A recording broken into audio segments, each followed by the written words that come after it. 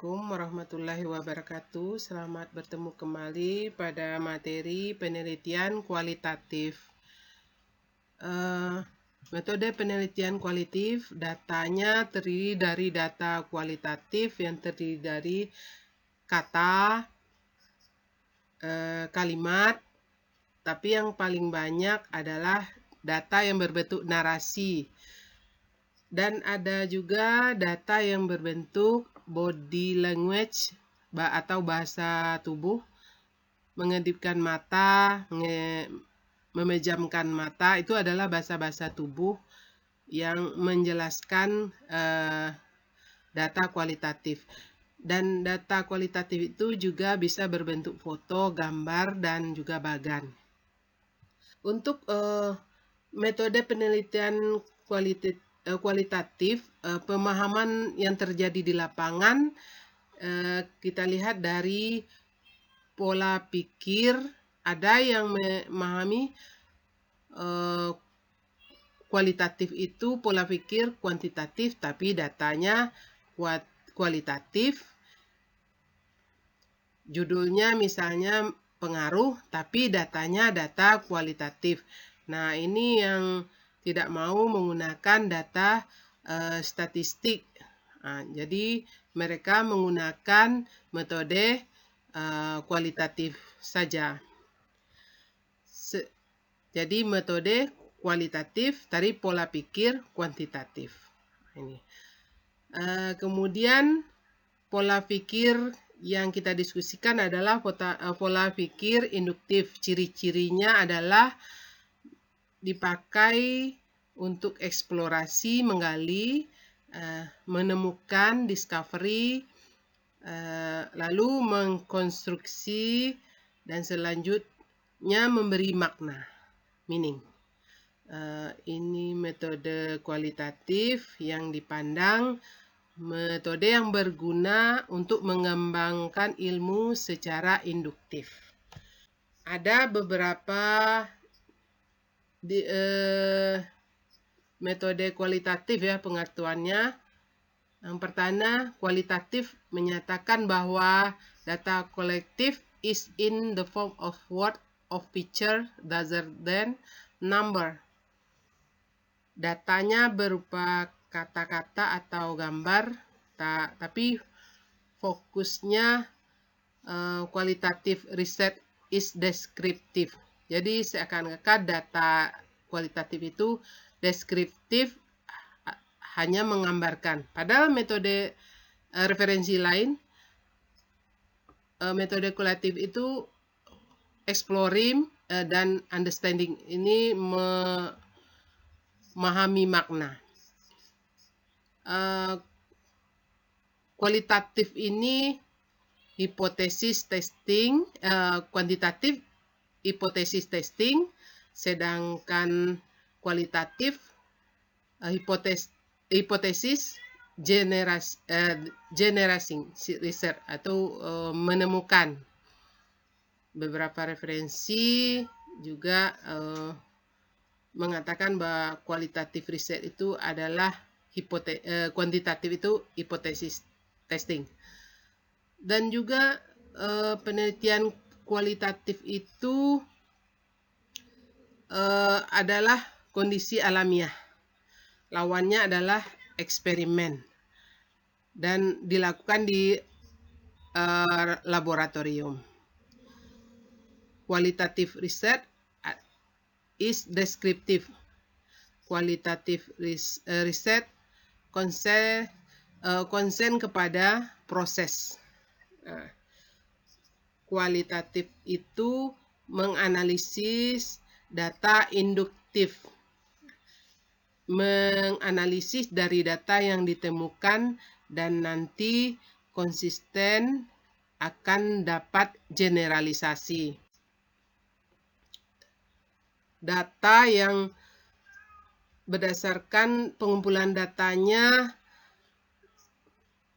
penelitiannya berdasarkan pada filsafat positivism, digunakan untuk meneliti pada kondisi objek yang alamiah. Lawannya adalah eksperimen. di mana peneliti sebagai instrumen kunci, analisisnya bersifat induktif, dan hasil penelitian kualitatif dapat berupa deskriptif objek, keunikan objek, kepastian data, proses, temuan potensi dan masalah, kategorisi temuan, konstruksi antar kategori, dan makna dari suatu peristiwa. Nah, berdasarkan tujuan ini, maka analisis yang dilakukan adalah beda-beda sesuai dengan tujuan metode kualitatif. Analisisnya disesuaikan dengan tujuan penelitian. Dari definisi itu, maka didapatkanlah karakteristik metode penelitian kualitatif ini. Filsafatnya adalah empirisme, interpretif, konstruktif. Kemudian kondisinya adalah kondisi alamiah objek. Jadi alamiah itu tidak mengganggu suasana objek. Peneliti tidak diketahui oleh objek yang diketahui oleh objek. Seakan-akan dalam kondisi natural ya. Yang kedua, instrumen kunci adalah peneliti sendiri yang melakukan eksplorasi, yang melakukan penelitian. Dan pengumpulan datanya mengenai observasi, wawancara, dokumentasi, triangulasi atau gabungan. Ini berdasarkan analisisnya kualitatif atau induktif, kemudian deskripsi, temuan dan makna daripada generalisasi. Jadi metode kualitatif adalah aslinya eksplorasi, maksudnya menemukan yang sudah diketahui, contohnya menemukan motor yang hilang, tapi kan motornya sudah ada, jadi sudah diketahui. Ada juga menemukan yang sebagian sudah diketahui, tapi ada sebagian yang belum. Sebagai contoh, menemukan batu-batu bekas candi. Ada yang belum diketahui. Kemudian juga menemukan semua belum diketahui. Ini bisa seluruhnya atau sebagian. Itu tergantung kepada peneliti sendiri. Jadi, kita lihat penelitian kualitatif objeknya seperti gunung es yang terlihat hanya di permukaan, padahal di dalamnya banyak informasi yang kita tidak ketahui. Maka penelitian kualitatif ada levelnya yang empiris, sebagaimana yang terlihat, namun penelitian kualitatif ya levelnya tinggi kalau eksplorasi, menggali iptek yang kita belum pernah ketahui. Ini ciri khas penelitian kualitatif. Hasil penelitian kualitatif itu apa gitu kalau ditanya? Itu yang terendah. Yang lebih tinggi kalau mampu inovasi atau menemukan yang baru. Bahkan penelitian kualitatif itu cocok untuk mendengarkan apa yang tidak diucapkan dan menulis apa yang tidak tertulis. Itu yang sulit. Kenapa di balik yang didengarkan, yang tertulis itu masih mengandung makna yang besar yang perlu digali oleh peneliti.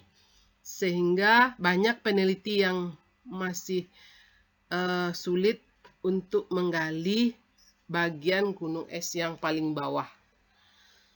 Nah, ini contoh, ini pohon apelnya Newton tahun 1866. Newton duduk di bawah pohon apel, kejatuhan apel. Kalau kejatuhan apel itu fakta gitu. Jadi pertanyaan, kenapa jatuh apel itu ke bawah, bukan ke atas atau ke samping? Nah, berdasarkan fakta, berdasarkan pemikiran-pemikiran, maka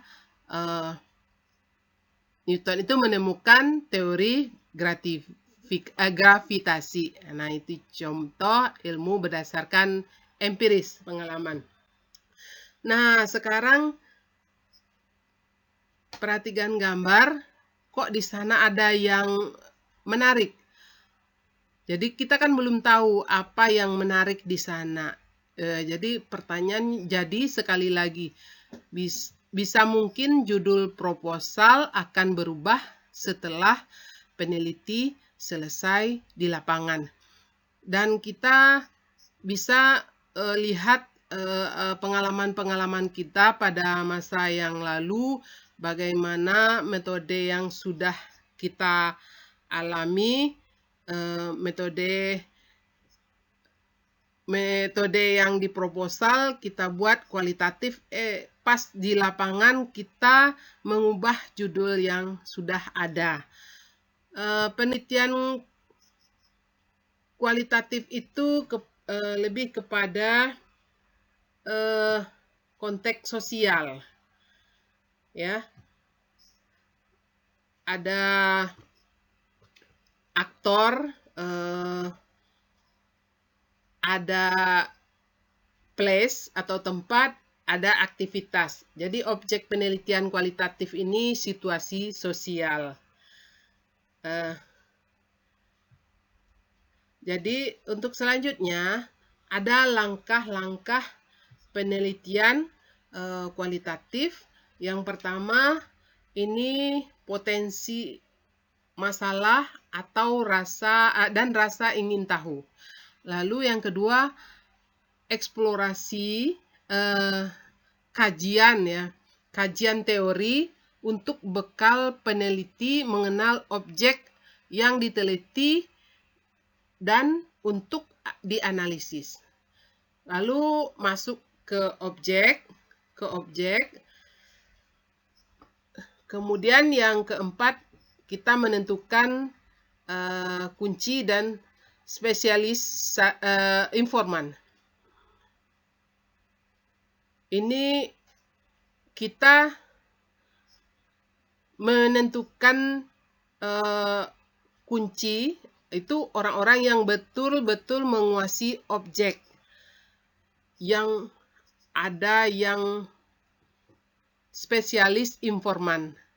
Kalau key person itu adalah yang mampu membukakan pintu untuk meneliti yang dikuasai. Kemudian spesialis informan itu orang-orang yang menguasai objek.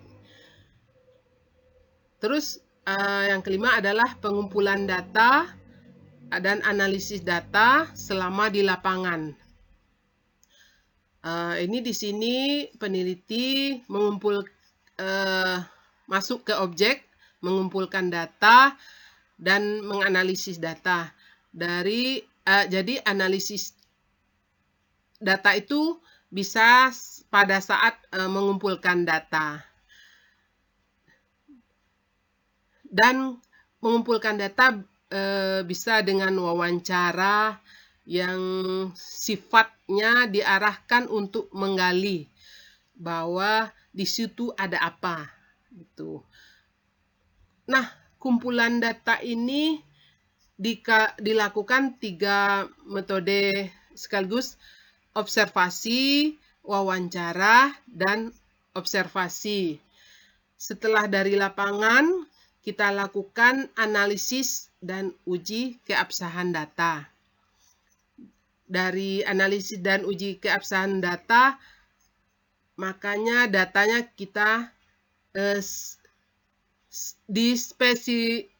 disetel ya dari lapangan. Kemudian kita datanya disajikan. Kemudian kita tentukan tema penelitian. Lalu kita terakhir baru buat laporan penelitian. Tema penelitian itu bisa berubah. Contohnya Columbus rencananya mau ke Indonesia. Ternyata dia sampai ke Amerika. Nah, ini jadi masing-masing buku itu berbeda-beda. Jadi kualitatif itu menyampaikan langkah-langkah dan analisis, tapi tujuannya mengeksplorasi dan generalisasi. Kemudian jadi metode penelitian kualitatif itu lebih sulit. Ya, qualitative research is much more difficult to do well than quantitative research because the data collected are usually subjective and the main measurement tool for collecting data is the investigator himself. Jadi data kualitatif, penelitian kualitatif itu lebih sulit ya daripada penelitian kuantitatif, karena biasanya datanya biasanya dari subjek dan makna yang terkandung di dalam. Untuk mengumpulkan data itu perlu investigasi oleh orang itu sendiri. Kemudian kapan metode kualitatif itu digunakan? Kita lihat digunakannya pertama adalah bila masalah penelitian itu belum jelas, masih remang-remang, bahkan masih gelap. Yang kedua, ingin memahami makna di balik data yang tampak. Yang ketiga, memahami interaksi sosial yang kompleks. Yang keempat, memahami perasaan orang. Yang kelima, mengembangkan hipotesis atau teori dan teori. Kemudian yang keenam adalah mengkonstruksi fenomena. Yang ketujuh, memastikan kebenaran data. Yang kedelapan adalah meneliti sejarah perkembangan. Lalu di sini kita lihat kompetensi peneliti kualitatif. Pertama adalah memiliki wawasan yang luas dan mendalam tentang bidang yang akan diteliti. Yang kedua, mampu menciptakan rapor kepada setiap orang yang ada pada konteks sosial yang akan diteliti. Lalu dia menciptakan rapor berarti mampu membangun hubungan yang akrab dengan setiap orang yang ada pada konteks sosial. Yang ketiga, itu memiliki kepekaan untuk melihat setiap gejala yang ada pada objek penelitian. Ini konteks sosial ya. Yang keempat, mampu menggali sumber data dengan observasi partisipan dan wawancara mendalam secara triangulasi serta sumber-sumber lain. Jadi secara triangulasi itu secara gabungan ya. Lalu di sini kompetensi lanjutannya adalah mampu menganalisis data secara induktif berkesinambungan mulai dari analisis deskriptif, domain, komponensial, dan tema-tema kultural atau budaya. Mampu menguji kredibilitas, dependabilitas, konfirmabilitas, dan transferabilitas hasil penelitian. Yang ketujuh, mampu menghasilkan temuan pengetahuan, hipotesis, atau ilmu-ilmu baru. Lalu yang kedelapan adalah mampu membuat laporan secara sistematis, jelas, lengkap, dan rinci. Jadi ini kompetensi-kompetensi peneliti kualitatif ya. Nah, sekarang ada metode penelitian kualitatif. Apa-apa saja itu? Metode kualitatif itu ada etnografi, grounded theory, case studies atau studi kasus, fenomenologi, narrative research. Ini kuantitatif, ada eksperimen dan survei. Lalu ada lagi mixed method.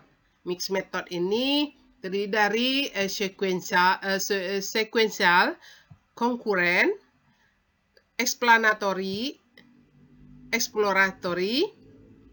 Kemudian konkuren itu terdiri dari triangulation, kemudian embedded. Nah, kita lihat etnografi itu apa? Ini merupakan salah satu metode penelitian kualitatif yang digunakan untuk meneliti intercultural group dalam kondisi yang alamiah yang lebih menekankan dengan cara observasi dan wawancara. Biasanya ini berat ke penelitian budaya, ya. Penelitian seperti kalau untuk matematika itu ada penelitian etnomatematika, ya. Etnomatematika. Juga bisa penelitian budaya yang lain, ya, yang bersifat etno, ya. Kemudian lagi penelitian grounded theory. Grounded theory ini merupakan salah satu penelitian kualitatif yang digunakan untuk meneliti guna menemukan teori secara induktif. Pengumpulan datanya dilakukan secara multistake untuk membuat generalisasi. Kemudian di sini fenomenologi, ya. Penelitian kualitatif ini penelitian yang digunakan peneliti untuk menggali tentang esensi pengalaman hidup manusia dengan cara peneliti berpartisipasi dalam hidup partisipan. Itu penelitian fenomenologi, ya. Ya, kalau misalnya kita mau hidup ke suatu budaya tertentu, ya dia ikut hidup di dalam penelitian tersebut. Kemudian studi kasus ini. Case study ini merupakan penelitian kualitatif yang digunakan peneliti untuk menggali data secara mendalam tentang suatu program, kejadian, atau aktivitas pada satu atau lebih individu. Studi kasus ini terikat oleh waktu dan aktivitas. Peneliti melakukan pengumpulan data dengan cara bervariasi dan waktu yang berkelanjutan. Biasanya studi kasus ini masuk pada referensi dan bisa juga gunakan metode yang lain. Bisa kualitatif, bisa kuantitatif. Penelitian naratif research. Naratif research ini merupakan penelitian kualitatif yang digunakan peneliti untuk menggali data tentang sejarah atau cerita kehidupan yang diteliti. Peneliti menceritakan secara kronologis, narasinya berisi kombinasi antara data dan partisipan dan penjelasan dari peneliti. Jadi, naratif research ini metode meneliti kehidupan para tokoh, bisa menjadi biografi atau autobiografi. Jadi dua metode ini banyak dipakai, ya, kuantitatif dan kualitatif. Nah, untuk selanjutnya membahas penelitian kualitatif pada pertemuan berikutnya. Terima kasih atas perhatiannya. Assalamualaikum warahmatullahi wabarakatuh.